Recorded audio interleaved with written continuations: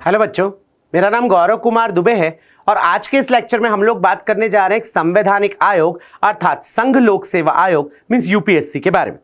तो चलिए देखते हैं पहले यूपीएससी का इतिहास, मतलब कैसे यूपीएससी भारत में अस्तित्व में आया और कब इसकी शुरुआत भारत में हुई थी।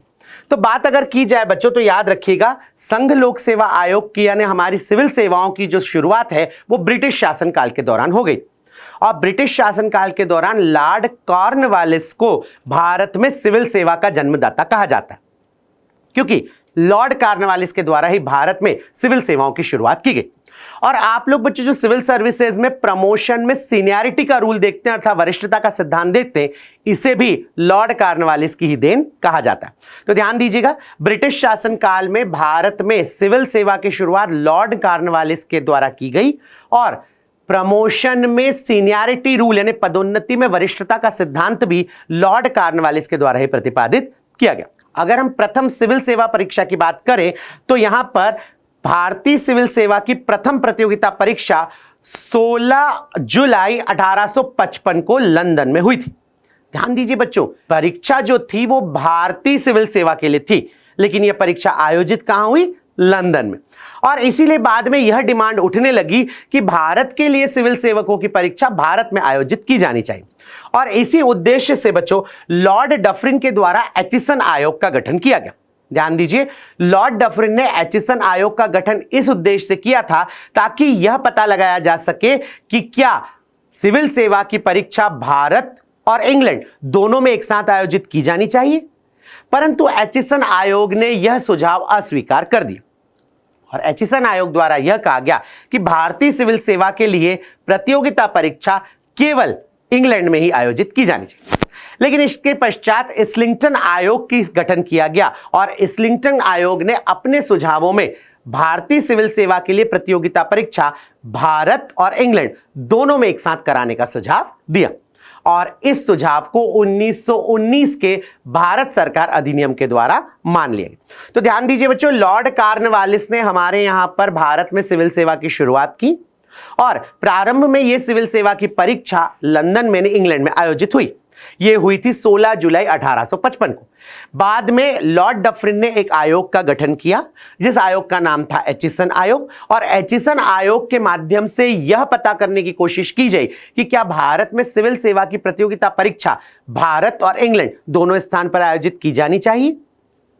एचिसन आयोग ने इससे इनकार कर दिया और बाद में इस्लिंगटन आयोग ने यह सुझाव दिया कि भारत और इंग्लैंड दोनों में एक साथ प्रतियोगिता परीक्षा आयोजित की जानी चाहिए, जिसे भारत सरकार अधिनियम 1919 के माध्यम से स्वीकार किया गया। और 1919 के भारत सरकार अधिनियम के माध्यम से स्वीकार किए जाने के बाद 1922 में पहली बार लंदन और इलाहाबाद दोनों जगह पर पहली भारतीय सिविल सेवा की प्रतियोगिता परीक्षा आयोजित की गई। यह बहुत इंपॉर्टेंट पॉइंट है बच्चों, यह प्रश्न पूछा जा चुका है कि भारत में पहली बार कहां पर सिविल सेवा की प्रतियोगिता परीक्षा आयोजित की गई थी। तो 1922 में भारत में यह परीक्षा इलाहाबाद में आयोजित हुई थी और इसी के साथ साथ लंदन में भी यह परीक्षा आयोजित की गई। ध्यान दीजिएगा बच्चों, 1924 में ली कमीशन यानी ली आयोग की सिफारिशों के आधार पर भारत में केंद्रीय लोक सेवा आयोग का गठन किया गया अर्थात फेडरल पब्लिक सर्विस कमीशन का गठन किया गया, जिसे स्वतंत्रता प्राप्ति के बाद या यूं कहा जा सकता है भारतीय संविधान के लागू होने के बाद भारत में संघ लोक सेवा आयोग का नाम दे दिया गया। तो यह क्वेश्चन भी परीक्षा में पूछा जा चुका है कि भारत में केंद्रीय लोक सेवा आयोग का गठन किस कमीशन की सिफारिशों के आधार पर किया गया। तो वह था ली कमीशन की सिफारिशों के आधार पर और यह कमीशन 1924 में इसने अपनी रिपोर्ट दी थी और उसी की सिफारिशों के आधार पर भारत में 1 अक्टूबर 1926 को दिल्ली में केंद्रीय लोक सेवा आयोग की स्थापना की गई। तो याद रखिए, भारत में केंद्रीय लोक सेवा आयोग की स्थापना 1 अक्टूबर 1926 को हुई थी। अब बात करते हैं बच्चों प्रथम भारतीय सिविल सेवक के बारे में। ध्यान दीजिए, इंडियन सिविल सर्विसेज में सत्येंद्र नाथ टैगोर वो प्रथम व्यक्ति थे जिन्होंने सफलता प्राप्त की, अर्थात वह पहले भारतीय जिन्होंने भारतीय सिविल सेवा में सफलता प्राप्त की वे थे सत्येंद्र नाथ टैगोर। जी हां, वही सत्येंद्र नाथ टैगोर जो हमारे रविंद्रनाथ टैगोर जी के बड़े भाई थे। इसके पश्चात सुरेंद्र नाथ बैनर्जी और सुभाष चंद्र बोस ने भी इंडियन सिविल सर्विसेज में सफलता प्राप्त की। लेकिन अगर प्रथम व्यक्ति का नाम पूछा जाए तो प्रथम व्यक्ति थे सत्येंद्रनाथ टैगोर। चलिए बढ़ते हैं आगे। अब बात करते हैं बच्चों लोक सेवा आयोग एक संवैधानिक संस्था कैसे बना उसके बारे में। तो अभी हमने ये देखा 1 अक्टूबर 1926 को भारत में ली आयोग की सिफारिशों के आधार पर केंद्रीय लोक सेवा आयोग का गठन किया गया। लेकिन 26 जनवरी 1950 को जैसे ही हमारा संविधान लागू हुआ तो ये federal public service commission union public service commission के नाम से जाना जाने लगा, अर्थात संघ लोक सेवा आयोग के नाम से जाना जाने लगा। और संविधान के अनुच्छेद 315 में इसके बारे में प्रावधान वर्णित किया गया। अगर देखा जाए तो भारतीय संविधान के अनुच्छेद 315 से 323 तक लोक सेवा आयोगों के संबंध में प्रावधान वर्णित किए गए। इसमें यूपीएससी, स्टेट पीएससी और संयुक्त लोक सेवा आयोग अर्थात ज्वाइंट पीएससी तीनों के प्रावधान वर्णित किए गए। और बात अगर संघ लोक सेवा आयोग के गठन के संबंध में की जाए तो संघ लोक सेवा आयोग के गठन का प्रावधान भारतीय संविधान के अनुच्छेद 315 में वर्णित किया गया।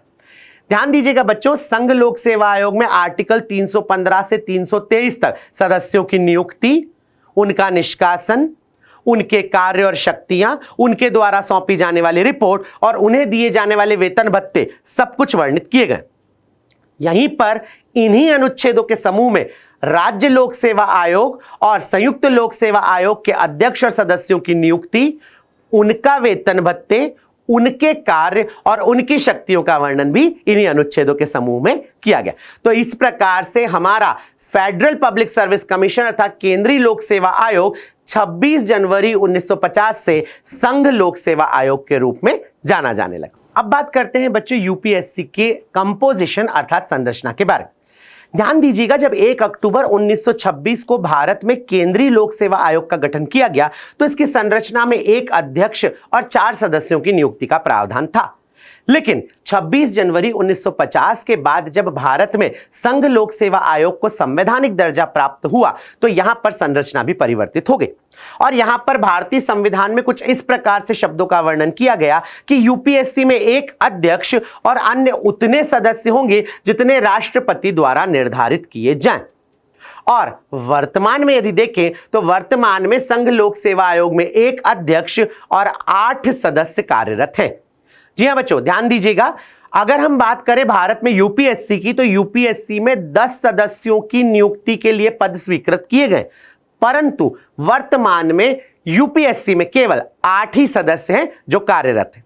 तो यहां पर वर्तमान संघ लोक सेवा आयोग में एक अध्यक्ष और 8 सदस्य अपने पद पर कार्यरत। बात अगर बच्चों इन अध्यक्ष और सदस्यों की योग्यताओं के संबंध में की जाए तो संविधान में कहीं पर भी स्पेसिफिक रूप से अध्यक्ष और सदस्यों के संबंध में किन्हीं भी योग्यताओं का कोई वर्णन नहीं किया गया।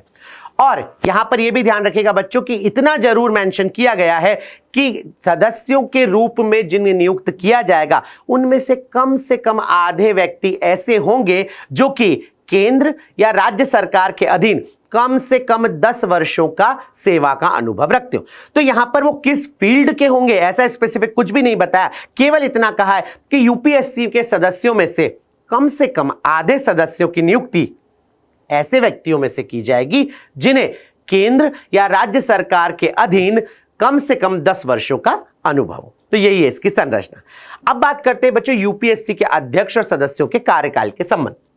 और बात अगर उनके अध्यक्ष और सदस्यों के कार्यकाल की जाए तो संघ लोक सेवा आयोग के अध्यक्ष और सदस्यों का कार्यकाल 6 वर्ष या 65 वर्ष की आयु जो भी पूर्व हो तब तक होगा।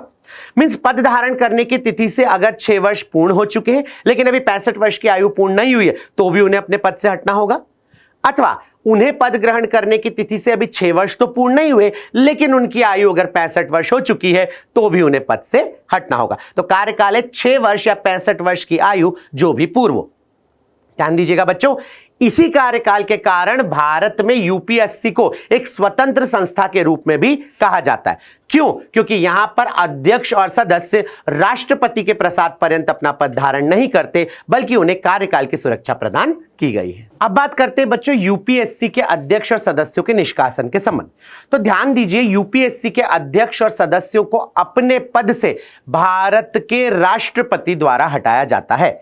लेकिन उन्हें पद से हटाने के आधार क्या होंगे और उन्हें पद से हटाने की प्रक्रिया क्या होगी, इसके संबंध में यहां पर वर्णन किया गया।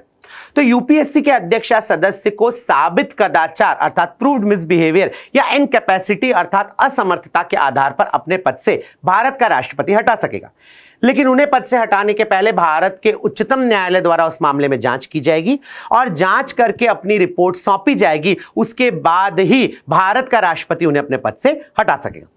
ध्यान दीजिएगा बच्चों, अगर साबित कदाचार या असमर्थता के आधार पर पद से हटाने के लिए उच्चतम न्यायालय द्वारा जांच की गई और अपनी रिपोर्ट सौंपी गई, तो यह रिपोर्ट फिर राष्ट्रपति पर बाध्यकारी होगी, अर्थात राष्ट्रपति को उन्हें पद से उन आधारों पर हटाना होगा। क्यों? क्योंकि उच्चतम न्यायालय की जांच में वो आरोप सिद्ध हो चुके होंगे। इसके अलावा कुछ अन्य आधार भी हैं जिन आधारों पर राष्ट्रपति अपने पद से यूपीएससी के अध्यक्ष सदस्य को हटा सकेगा, और ये वही आधार है जिनके बारे में हमने लगभग हर आयोग में चर्चा करी, जैसे दिवालिया घोषित होने पर, विकृत न्याय निर्णित किए जाने पर, नैतिक अधमता के अपराध में दोष सिद्ध होने पर, अपने कार्यकाल के दौरान कोई वैतनिक नियोजन धारण कर लेने पर। ये वे आधार हैं जिन आधारों पर राष्ट्रपति यूपीएससी के अध्यक्ष या सदस्य को अपने पद से हटा सकेगा, और इसके लिए भारत के सुप्रीम कोर्ट या किसी भी न्यायालय द्वारा कोई जांच किए जाने की आवश्यकता नहीं होगी। तो निष्कासन के संबंध में शक्ति की बात की जाए तो सारी की सारी शक्ति भारत के राष्ट्रपति में निहित है। चलिए बढ़ते हैं आगे, बात करते हैं बच्चों राष्ट्रपति किन परिस्थितियों में कार्यवाहक अध्यक्ष की नियुक्ति कर सकेगा। तो यहां पर ऐसी दो परिस्थितियों का वर्णन किया गया है जिन परिस्थितियों में राष्ट्रपति द्वारा एक्टिंग चेयरमैन ऑफ यूपीएससी अर्थात संघ लोक सेवा आयोग के कार्यवाहक अध्यक्ष की नियुक्ति की जा सकेगी। पहली परिस्थिति जब उसका पद स्थायी रूप से रिक्त हो गया हो, और दूसरी परिस्थिति जब उसका पद अस्थायी रूप से रिक्त हो गया। तो सामान्य तौर पर ऐसा भी कहा जा सकता है कि संघ लोक सेवा आयोग अपने अध्यक्ष के बिना नहीं रहे। अगर अध्यक्ष का पद स्थायी रूप से रिक्त हो गया है तो राष्ट्रपति एक सदस्य को कार्यवाहक अध्यक्ष के रूप में कार्य करने के लिए तब तक के लिए नियुक्त करेगा जब तक कि नए अध्यक्ष की नियुक्ति न हो जाए, या अगर अध्यक्ष का पद अनुपस्थिति के कारण या किसी अन्य कारण से रिक्त हो तो राष्ट्रपति किसी सदस्य को तब तक के लिए अध्यक्ष के रूप में कार्य करने के लिए प्राधिकृत करेगा जब तक कि अध्यक्ष अपने कर्तव्यों का पुनर्ग्रहण न कर ले। तो ये वो दो परिस्थितियां हैं जिन परिस्थितियों में राष्ट्रपति द्वारा किसी भी सदस्य को कार्यवाहक अध्यक्ष के रूप में नियुक्त किया जा सकता है। चलिए बढ़ते हैं आगे, और बच्चों अब हम यहां पर चर्चा करेंगे संघ लोक सेवा आयोग को एक स्वायत्त और स्वतंत्र संस्था कहा जाता है, उनके आधारों की। तो सबसे पहली बात यहां पर ध्यान दीजिएगा बच्चों, संघ लोक सेवा आयोग के अध्यक्ष और सदस्य को अपने पद से राष्ट्रपति द्वारा हटाया तो जा सकता है, लेकिन उन्हें पद से हटाने के आधार वे ही होंगे जो भारतीय संविधान में वर्णित किए गए हैं। क्योंकि अभी मैंने आपसे यहां पर यह बताया कि संघ लोक सेवा आयोग के अध्यक्ष या सदस्य का कार्यकाल 6 वर्ष या 65 वर्ष की आयु जो भी पूर्व तब तक के लिए होता है, अर्थात उन्हें कार्यकाल की सुरक्षा प्रदान की गई। पद से हटाने के लिए राष्ट्रपति को शक्ति जरूर दी गई है, लेकिन आधार और प्रक्रिया संविधान में वर्णित किए गए। तो यहां पर इसीलिए हम इसे एक स्वतंत्र या स्वायत्त संस्था कह सकते हैं, क्योंकि राष्ट्रपति द्वारा यूपीएससी के अध्यक्ष या सदस्य को उन्हीं आधारों पर पद से हटाया जा सकता है जो संविधान में वर्णित किए गए। इसके साथ ही साथ अध्यक्ष और सदस्यों की सेवा शर्तें भी भारत के राष्ट्रपति द्वारा निर्धारित की जाती, लेकिन उनकी नियुक्ति के बाद उसमें कोई भी अलाभकारी परिवर्तन नहीं किया जा सकता। जैसे आम अर्थों में मैं बोलूं तो उनके वेतन भत्तों को कम नहीं किया जा सकता। और बात अगर यूपीएससी के अध्यक्ष और सदस्यों के वेतन भत्तों की जाए तो ये वेतन भत्ते भारत की संचित निधि पर भारित होते। और मैंने आपको बताया था कि अगर कोई भी अध्यक्ष या सदस्य किसी भी आयोग के या कोई भी ऐसा अधिकारी है जिसके वेतन भत्ते भारत की संचित निधि पर भारित हो तो उनको लेकर संसद में कोई मतदान नहीं होगा, मतलब वोटिंग के लिए उसे इश्यू नहीं बनाया जाए। तो यहां पर बच्चों क्या सही जवाब हुआ कि यह एक स्वायत्त संस्था है, क्योंकि इसके वेतन भत्ते संसद के मतदान के आधार पर निर्धारित नहीं होते बल्कि भारत की संचित निधि पर भारित होते। कुछ और आधारों पर भी बच्चों यूपीएससी को स्वतंत्र और स्वायत्त संस्था कहा जा सकता है। जैसे यूपीएससी का जो अध्यक्ष है वह अपने कार्यकाल की समाप्ति के बाद ना तो यूपीएससी के अध्यक्ष के रूप में नियुक्त हो सकता है और ना ही भारत सरकार या किसी भी राज्य की सरकार में कोई भी अन्य नियोजन या नौकरी प्राप्त कर सकता है। मतलब अगर कोई ऐसा व्यक्ति है जो यूपीएससी का अध्यक्ष रह चुका है, उसका कार्यकाल समाप्त हो गया, तो इस परिस्थिति के बाद अब उसे कोई भी राज्य सरकार या केंद्र सरकार के अधीन पद धारण करने का अधिकार नहीं है और न ही वह पुनः नियुक्त हो सकता है यूपीएससी के अध्यक्ष के रूप में। यह तो रिस्ट्रिक्शन हुआ अध्यक्ष पर, लेकिन अगर बात सदस्यों के संबंध में की जाए तो यूपीएससी के सदस्यों पर भी इसी प्रकार के कुछ रिस्ट्रिक्शंस, कुछ अपवादों के साथ लगाएगा।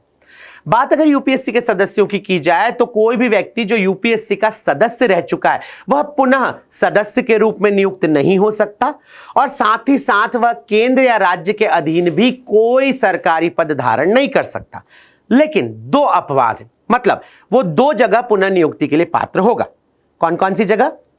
सबसे पहला यूपीएससी के अध्यक्ष के रूप में और दूसरा किसी भी राज्य की स्टेट पीएससी अर्थात लोक सेवा आयोग के अध्यक्ष के रूप में। तो बात अगर की जाए यूपीएससी के अध्यक्ष की, तो यूपीएससी का अध्यक्ष कार्यकाल की समाप्ति के बाद पूर्ण रूप से कहीं पर भी पद धारण करने के लिए इनएलिजिबल अर्थात अपात्र होगा। जबकि सदस्यों की बात की जाए तो ये सदस्य के रूप में पुनः नियुक्त नहीं हो सकते, केंद्र और राज्य के अधीन भी कोई पद धारण नहीं कर सकते, लेकिन सदस्य अपने कार्यकाल की समाप्ति के बाद यूपीएससी का अध्यक्ष बन सकता है या किसी भी राज्य की स्टेट पीएससी का अध्यक्ष भी बन सकता है। तो इन्हीं सब कारणों के आधार पर यूपीएससी को एक स्वतंत्र या स्वायत्त संस्था कहा जाता है, क्योंकि अगर उन्हें कार्यकाल की सुरक्षा प्रदान की गई होगी, अगर उनके वेतन भत्तों पर संसद में कोई मतदान नहीं होगा और पुनः नियुक्ति के लिए भी वो अपात्र होंगे, तो यह उम्मीद की जाती है कि वे अधिक स्वतंत्र रूप से और निष्पक्ष होकर कार्य करेंगे। अब बात करते हैं बच्चों यूपीएससी के कार्यों के बारे में। सामान्य तौर पर यूपीएससी के कार्यों से आप सभी परिचित होंगे, लेकिन फिर भी हम यहां पर एक बार उनकी चर्चा करते हैं। तो यहां पर केंद्रीय सेवाओं के लिए भर्ती के लिए परीक्षाओं का आयोजन यूपीएससी के द्वारा किया जाता है। तो जितनी भी सेंट्रल सर्विसेज होती है उनमें जब भी कोई भर्ती होनी है, कोई परीक्षा का आयोजित करना है, तो यह कार्य यूपीएससी के द्वारा किया जाता है। साथ ही साथ जितने चयनित अभ्यर्थी होते हैं उन सबके इंटरव्यूज अर्थात साक्षात्कार भी यूपीएससी आयोजित करता। इसके साथ ही साथ अखिल भारतीय सेवाओं, केंद्रीय सेवाओं और केंद्र शासित प्रदेशों में नियुक्ति के लिए भी परीक्षाओं का आयोजन यूपीएससी के द्वारा किया था। ध्यान दीजिएगा बच्चों, यूपीएससी एक सलाहकारी निकाय भी है और राष्ट्रपति द्वारा अगर किसी भी विषय पर यूपीएससी से सलाह मांगी जाए तो यह अपनी सलाह भी राष्ट्रपति को देता है। परंतु यूपीएससी द्वारा दी गई सलाह को मानने के लिए राष्ट्रपति बाध्य नहीं। यदि किसी राज्य के राज्यपाल द्वारा ऐसा अनुरोध किया जाए तो वह राज्यपाल को भी अपनी सलाह दे सकेगा, परंतु इसके पहले राष्ट्रपति की स्वीकृति प्राप्त करना आवश्यक होगा। दो या दो से अधिक राज्यों द्वारा यदि ऐसा अनुरोध किया जाए तो उनके लिए संयुक्त भर्ती की परीक्षा का आयोजन भी यहां पर यूपीएससी के द्वारा किया जा सकेगा। इसके साथ ही साथ बच्चों परीक्षाओं के पाठ्यक्रम को निर्धारित करना और परीक्षाओं के कार्यक्रमों का संचालन करना भी यूपीएससी के कार्यों में सम्मिलित। एक कार्य यहां पर और भी वर्णित किया जा सकता है, जो हम सर्वोच्च न्यायालय में बात करें तो अनुच्छेद 146 के अनुसार जब भी कभी सर्वोच्च न्यायालय में अधिकारियों और सेवकों की नियुक्ति होगी तो वहां पर भारत के मुख्य न्यायाधीश को परामर्श देने का कार्य भी यूपीएससी के द्वारा किया जाएगा। तो यही है यूपीएससी के प्रमुख कार्य, जिनमें परीक्षाओं का संचालन, इंटरव्यू को आयोजित करना, राष्ट्रपति या राज्यपालों को सलाह देना, सर्वोच्च न्यायालय में अधिकारियों और सेवकों के संबंध में सीजेआई को सलाह देना या दो से अधिक राज्यों के लिए संयुक्त भर्ती की परीक्षाओं का आयोजन करना, ये सारे के सारे काम यहां पर यूपीएससी द्वारा किए जाते। परंतु बच्चों इन कार्यों के साथ साथ यूपीएससी की कुछ सीमाएं भी निर्धारित की गई, अर्थात कुछ ऐसे भी कार्य हैं जिनमें यूपीएससी का कोई रोल नहीं होता। जैसे सबसे पहला, सरकारी नौकरियों में जब भी आरक्षण प्रदान किया जाएगा तो उस संबंध में यूपीएससी से सरकार द्वारा कोई परामर्श नहीं किया जाएगा। यही कार्य हम लोग स्टेट पीएससी में भी डिस्कस करते हैं कि जब भी राज्य कोई भी आरक्षण प्रदान करेगा तो यहां पर स्टेट पीएससी से कोई कंसल्ट नहीं करेगा, और सेंट्रल में जब भी कभी सरकार, केंद्र सरकार द्वारा कोई आरक्षण संबंधी प्रावधान किए जाएंगे तो यूपीएससी से किसी प्रकार की कोई सलाह नहीं ली जाएगी। इसके अलावा सरकार में ग्रुप सी और डी की सेवाओं की भर्ती यूपीएससी द्वारा नहीं की जाती, यह यूपीएससी के अधिकार क्षेत्र में सम्मिलित नहीं। साथ ही साथ बच्चों यहां पर एक बात यह भी ध्यान रखिएगा कि अनेक सार्वजनिक संस्थान है जो सेंट्रल लेवल के तो हैं, लेकिन उनमें भी नियुक्ति यूपीएससी द्वारा नहीं की जाती। जैसे सेंट्रल यूनिवर्सिटीज, इसरो, इनमें जब भी कोई नियुक्ति की जाएगी तो यह नियुक्ति पे यूपीएससी अपना कार्य क्षेत्र का, अपने अधिकार क्षेत्र का उपयोग नहीं करेगा, अर्थात इनकी नियुक्ति यूपीएससी द्वारा नहीं की जाएगी। साथ ही साथ किसी भी पद या सेवा को यूपीएससी के दायरे से बाहर करने की शक्ति भी भारत के राष्ट्रपति को प्रदान की गई। तो भारत के राष्ट्रपति द्वारा यूपीएससी के अधिकार क्षेत्र में आने वाले किसी भी पद या सेवा को उसके अधिकार क्षेत्र से हटाया जा सकता है और इसके लिए यूपीएससी से परामर्श की कोई जरूरत नहीं होती। यहां तक कि अगर केंद्रीय अधिकारियों के संबंध में नियुक्ति के लिए नियमों की बात की जाए तो इन नियमों में परिवर्तन भी भारत के राष्ट्रपति द्वारा यूपीएससी के परामर्श के बिना किया जा सकता है। तो बच्चों यहां पर कुछ हमने सीमाएं देखी, जिसमें हमने देखा सरकार के द्वारा नौकरियों में, सरकारी नौकरियों में आरक्षण प्रदान करते समय यूपीएससी से कोई परामर्श नहीं किया जाएगा। ग्रुप सी और डी की सेवाओं में किसी भी प्रकार की भर्ती यूपीएससी के माध्यम से नहीं होगी। इसरो, सेंट्रल यूनिवर्सिटीज में कोई भर्ती यूपीएससी द्वारा नहीं की जाएगी और किसी भी पद या सेवा को यूपीएससी के दायरे से यूपीएससी के परामर्श के बिना भारत के राष्ट्रपति द्वारा हटाया जा सकेगा। अब बात करते हैं बच्चों कुछ अन्य तथ्यों की, और यहां पर स्क्रीन पर जो पिक्चर आप देख रहे हैं यह है सर रॉस बार्कर का पिक्चर। जब 1 अक्टूबर 1926 को भारत में पहली बार केंद्रीय लोक सेवा आयोग का गठन किया गया तो यहां पर श्री रॉस बार्कर को उसका अध्यक्ष बनाया गया। जैसा कि आप जानते हैं सब ब्रिटिश शासनकाल में हुआ, तो यहां पर अध्यक्ष के रूप में नियुक्त किए गए व्यक्ति भी एक ब्रिटिशर ही थे और रॉस बार्कर को यूपीएससी का प्रथम अध्यक्ष नियुक्त किया गया। और आगे वहीं पर हम बात वर्तमान अध्यक्ष की करें तो यह है यूपीएससी के वर्तमान अध्यक्ष श्री प्रदीप कुमार जोशी। जी हां, प्रदीप कुमार जोशी वर्तमान में संघ लोक सेवा आयोग के अध्यक्ष के रूप में कार्यरत। बच्चों यहां पर दो नाम आपको और याद रखना चाहिए जो है ये। सबसे पहले यूपीएससी की महिला अध्यक्ष जो हुई है वो हुई है आर.एम. बैथ्यू। कई जगह पर इनके नाम के आगे बैथ्यू के अलावा बाथव लिखा हुआ है, तो ध्यान दीजिए आर.एम. बैथ्यू या आर.एम. बाथव ये यूपीएससी की पहली महिला अध्यक्ष रही। जबकि आजादी के बाद में, स्वतंत्रता प्राप्ति के पश्चात भारत में यूपीएससी के प्रथम अध्यक्ष के रूप में एच.के. कृपलानी को नियुक्त किया गया। तो 4 नामों की चर्चा मैंने आपसे यहां पर की बच्चों। सबसे पहला रॉस बार्कर जो कि यूपीएससी के प्रथम अध्यक्ष थे जब उसकी स्थापना हुई। इसके बाद आजादी के पश्चात भारत में यूपीएससी के प्रथम भारतीय अध्यक्ष के रूप में एच.के. कृपलानी को नियुक्त किया गया।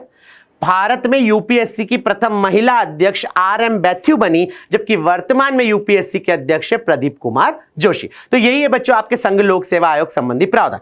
कुछ तथ्यों को आपको यहां पर बहुत ध्यान रखने की आवश्यकता है। जैसे अगर मैं आपसे बताऊं तो यूपीएससी द्वारा अपनी वार्षिक रिपोर्ट भारत के राष्ट्रपति को प्रस्तुत की जाती और साथ ही साथ राष्ट्रपति को जब ऐसी रिपोर्ट प्रस्तुत की जाएगी तो राष्ट्रपति उसे संसद में प्रस्तुत करवाएगा। अगर हम देखें तो हमने यहां पर चर्चा की लॉर्ड कॉर्नवालिस के समय से। लॉर्ड कॉर्नवालिस को भारत में सिविल सेवा का जन्मदाता कहा जाता है और 1 अक्टूबर 1926 को ली आयोग की सिफारिशों पर भारत में केंद्रीय लोक सेवा आयोग अर्थात फेडरल पब्लिक सर्विस कमीशन की स्थापना हुई, जिसे संविधान के लागू होने के बाद संघ लोक सेवा आयोग कहा जाने लगा। संघ लोक सेवा आयोग के संबंध में प्रावधान भारतीय संविधान के अनुच्छेद 315 से 323 तक वर्णित हैं और इसीलिए संघ लोक सेवा आयोग एक संवैधानिक संस्था है। संरचना में एक अध्यक्ष और अन्य उतने सदस्य होंगे जितने राष्ट्रपति द्वारा निर्धारित किए जाएं, जबकि वर्तमान में सदस्यों की संख्या 8 है और पद 10 स्वीकृत है। योग्यताओं के संबंध में कोई स्पेसिफिक वर्णन संविधान में नहीं किया गया है और इनका कार्यकाल 6 वर्ष या 65 वर्ष की आयु जो भी पूर्व हो तब तक के लिए निर्धारित किया गया। कार्यों में बात की जाए तो परीक्षाओं का संचालन, इंटरव्यूज का संचालन, राष्ट्रपति, राज्यपाल या भारत के मुख्य न्यायाधीश को परामर्श देना इनके प्रमुख कार्यों में सम्मिलित।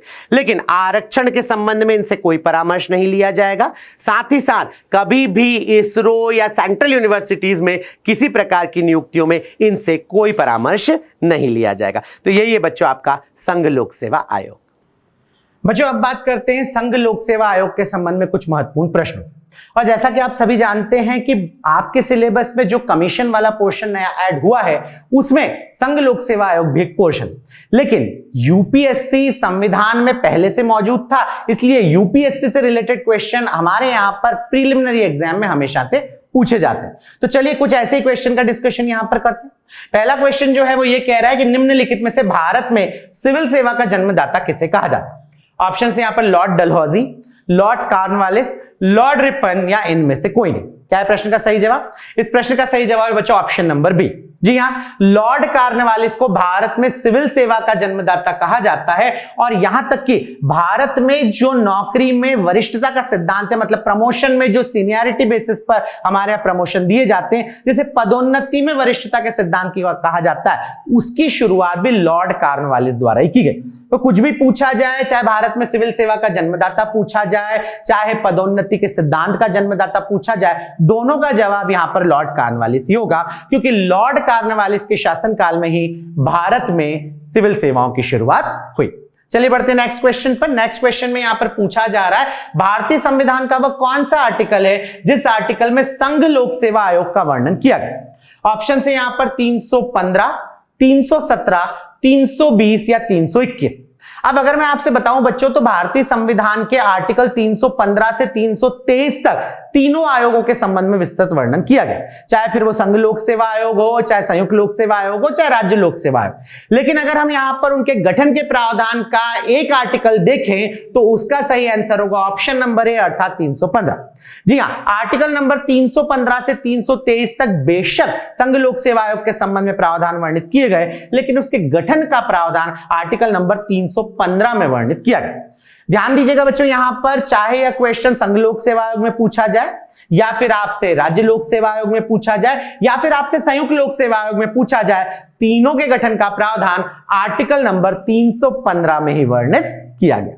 चलिए देखते हैं नेक्स्ट क्वेश्चन में बच्चों, यहां पर हमारे सामने यह पूछा जा रहा है कि संघ लोक सेवा आयोग में अध्यक्ष के अतिरिक्त कुल कितने सदस्य हैं? क्वेश्चन पे ध्यान दीजिए बच्चों, यहां पर यह नहीं कहा है कि अध्यक्ष के अतिरिक्त कितने सदस्य हो सकते हैं या कितने सदस्यों के पद स्वीकृत। यहां पर पूछा जा रहा है कि वर्तमान में संघ लोक सेवा आयोग में अध्यक्ष के अतिरिक्त कुल कितने सदस्य हैं, मतलब कितने सदस्य कार्य कर रहे हैं। ऑप्शन है यहां पर 8, 11, 12 या 15, और इस प्रश्न का सही जवाब है बच्चों ऑप्शन नंबर ए, अर्थात 8। जी हां, ध्यान दीजिएगा, वर्तमान में संघ लोक सेवा आयोग में एक अध्यक्ष और उसके अतिरिक्त 8 सदस्य कार्य कर रहे हैं, और इसीलिए हमारे इस प्रश्न का सही जवाब हुआ 8। चलिए देखते हैं नेक्स्ट क्वेश्चन में बच्चों, यहां पर यह सवाल है संघ लोक सेवा आयोग के अध्यक्ष का कार्यकाल कितना होता?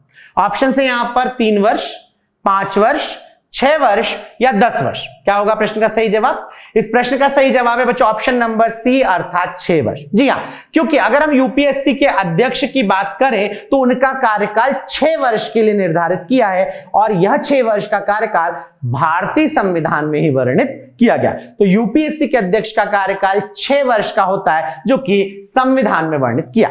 अगर यहां पर बच्चों यूपीएससी के सदस्यों के संबंध में पूछा जाता कि उनका कार्यकाल कितना होता है, तो ध्यान दीजिएगा, यूपीएससी के सदस्यों का कार्यकाल भी 6 वर्ष का ही होता है। जी हां, तो यूपीएससी के चाहे अध्यक्ष हो या यूपीएससी के चाहे सदस्य, सभी का कार्यकाल भारतीय संविधान के अनुसार 6 वर्ष के लिए निर्धारित। चलिए देखते हैं अभी नेक्स्ट क्वेश्चन में पूछा जा रहा है कि संघ लोक सेवा आयोग के अध्यक्ष और सदस्यों की नियुक्ति किसके द्वारा की जाती है? Very common but important question. Option है यहां पर राष्ट्रपति, प्रधानमंत्री, उच्चतम न्यायालय या राज्यपाल। क्या होगा प्रश्न का सही जवाब? सोचने की कोई आवश्यकता ही नहीं है बच्चों, यहां पर इस प्रश्न का सही जवाब है ऑप्शन नंबर ए, अर्थात भारत का राष्ट्रपति।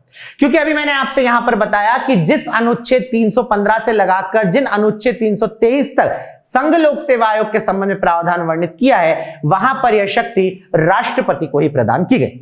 लेकिन बच्चों अगर यहां पर क्वेश्चन संयुक्त लोक सेवा आयोग के अध्यक्ष और सदस्य की नियुक्ति के संबंध में होता, तब सही जवाब क्या होता? तब भी सही जवाब भारत का राष्ट्रपति होता। और अगर क्वेश्चन राज्य लोक सेवा आयोग के संबंध में होता तो फिर सही जवाब होता राज्य का राज्यपाल। ध्यान दीजिएगा बच्चों, मैं आपसे फिर से एक बार रिपीट कर दूं कि संघ लोक सेवा आयोग हो चाहे संयुक्त लोक सेवा आयोग, दोनों के अध्यक्ष और सदस्यों की नियुक्ति भारत के राष्ट्रपति द्वारा की जाती है, जबकि राज्य लोक सेवा आयोग के अध्यक्ष और सदस्य की नियुक्ति राज्य के राज्यपाल द्वारा की जाती है। चलिए देखते हैं नेक्स्ट क्वेश्चन में यहां पर कहा जा रहा है कि लोक सेवा आयोग के सदस्य की सेवानिवृत्ति की आयु क्या है। तो अभी हमने यहां पर अध्यक्ष सदस्य का कार्यकाल जो था जो कि 6 वर्ष था, अब यहां पर उनके रिटायरमेंट एज के संबंध में क्वेश्चन पूछा जा रहा है। ऑप्शन से यहां पर 60 वर्ष, 62 वर्ष, 65 वर्ष या 70 वर्ष। क्या होगा इस प्रश्न का सही जवाब? इस प्रश्न का सही जवाब है बच्चों ऑप्शन नंबर सी, अर्थात 65 वर्ष। जी हां, संघ लोक सेवा आयोग के सदस्यों का कार्यकाल 6 वर्ष या 65 वर्ष की आयु जो भी पूर्व हो तब तक के लिए होता है। और ध्यान दीजिएगा, वे यहां पर जो अपना पद धारण करते हैं ये प्रावधान भारत के संविधान में ही वर्णित किया गया।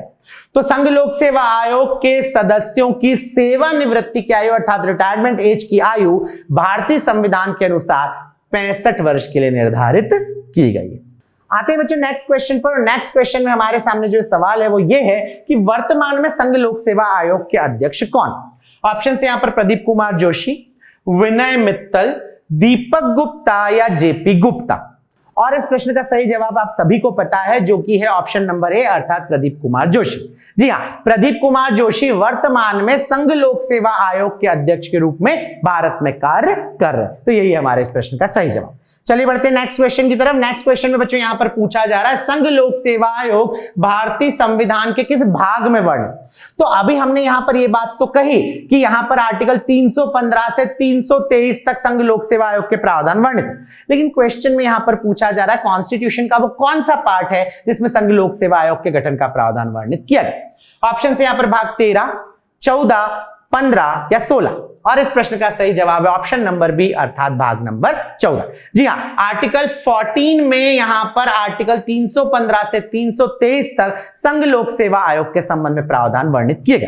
तो जैसा कि आप सभी जानते हैं भारतीय संविधान में कुल 22 भाग हैं और इन 22 भागों में से भाग नंबर 14 तीनों आयोगों के संबंध में प्रावधान वर्णित करता है।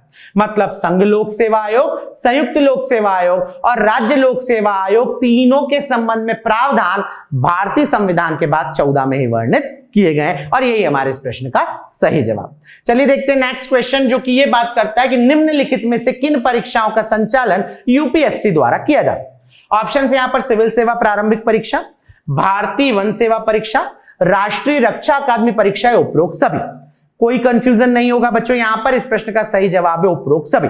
क्योंकि अगर हम यूपीएससी की बात करें तो यूपीएससी द्वारा मुख्य रूप से इन परीक्षाओं का संचालन किया जाता है जो कि है सिविल सेवा की प्रारंभिक परीक्षा, भारतीय वन सेवा परीक्षा, सिविल सेवा की मुख्य परीक्षा, इसके अलावा भारतीय इंजीनियरिंग सेवा परीक्षा, भारतीय रक्षा अकादमी परीक्षा, राष्ट्रीय नौसेना अकादमी परीक्षा और राष्ट्र भारतीय अर्थ सेवा परीक्षा। तो ये सारी की सारी वो एग्जाम्स है जिन्हें यूपीएससी के थ्रू कंडक्ट किया जाता है और इसीलिए हमारे इस प्रश्न का सही जवाब है उपरोक्त सब। अब आते हैं लास्ट क्वेश्चन पर जिसमें यहां पर पर्टिकुलर एक महिला के संबंध में क्वेश्चन पूछा जाए। जी हां, क्वेश्चन है भारत में संघ लोक सेवा आयोग की प्रथम महिला अध्यक्ष कौन थी। ऑप्शन है यहां पर रोजी बाथव, माता प्रसाद, रजनी रजदन या अलका सिरोही। क्या है प्रश्न का सही जवाब? प्रश्न का सही जवाब है बच्चों ऑप्शन नंबर ए अर्थात रोजी बाथव। जी हां, ध्यान दीजिएगा, रोजी बाथव 1992 से लगा के 1996 तक भारत में संघ लोक सेवा आयोग की अध्यक्ष रह चुकी हैं और यही प्रथम महिला थी जो कि भारत में संघ लोक सेवा आयोग की अध्यक्ष रही। तो हमेशा मैंने आपसे कहा जब भी प्रथम महिला से संबंधित कोई भी क्वेश्चन होता है तो वो हमारे एग्जाम के पॉइंट ऑफ व्यू से इंपॉर्टेंट होता है, इसीलिए यूपीएससी की प्रथम महिला अध्यक्ष रोजी बाथव भी हमारे लिए एक इंपॉर्टेंट क्वेश्चन थी। तो ये बच्चों यूपीएससी से संबंधित कुछ महत्वपूर्ण क्वेश्चन जो कि प्रीवियस एग्जाम्स में पूछे गए हैं और आने वाली परीक्षाओं में फिर से पूछे जा सकते हैं।